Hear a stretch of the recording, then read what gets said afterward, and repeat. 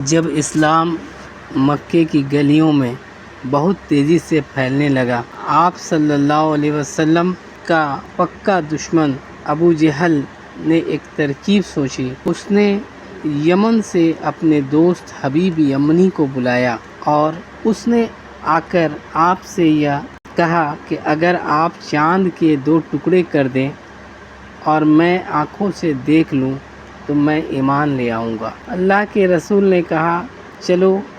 اس دن چاند اپنے آب و تاب پر چمک رہا تھا، بالکل پورا چاند تھا، 14ویں کا چاند تھا۔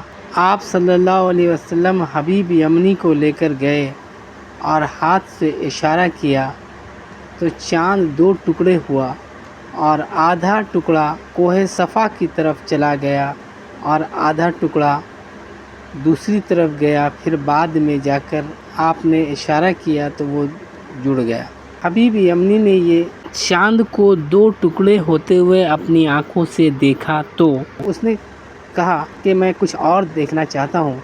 آپ نے کہا کہ تیری ایک بیٹی ہے جو اپاہج ہے، تو چاہتا ہے کہ وہ ٹھیک ہو جائے، جا وہ ٹھیک ہو گئی۔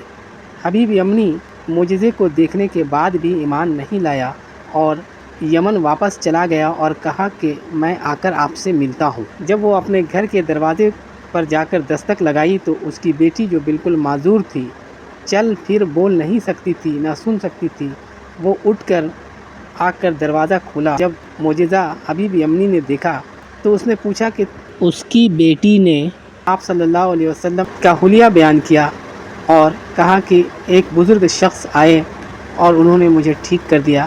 حبیب یمنی یہ سنتے ہی اپنے گھر کے اندر نہیں گیا اور باہر ہی سے واپس آ کر آپ صلی اللہ علیہ وسلم کے ہاتھوں پر ایمان لے آیا اور کلمہ پڑھ کر مسلمان ہو گیا۔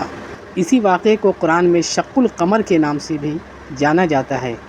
اس واقعے کے بارے میں بخاری شریف میں حدیث موجود ہے جس کے الفاظ ہیں، جس وقت چاند 2 ٹکڑے ہوا تو ہم نبی کریم صلی اللہ علیہ وسلم کے ساتھ مینا کے میدان میں موجود تھے۔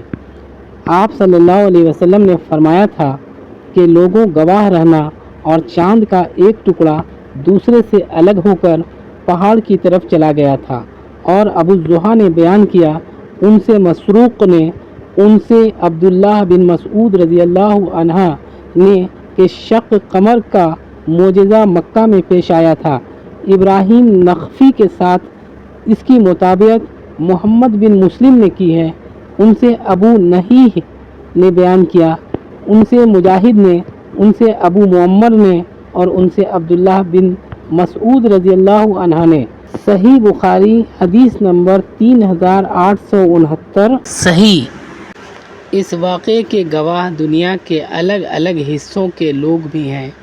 ہندوستان میں بھی اس کا ثبوت موجود ہے اور چائنا میں بھی ایک جگہ اس واقعے کے بارے میں لکھا ہوا ہے، اور خود ناسا نے بھی اس بات کی گواہی دی ہے۔ ایسا نشان چاند پر موجود ہے جس سے لگتا ہے کہ چاند کبھی 2 ٹکڑے ہوا تھا اور پھر اسے دوبارہ سے جوڑا گیا ہے۔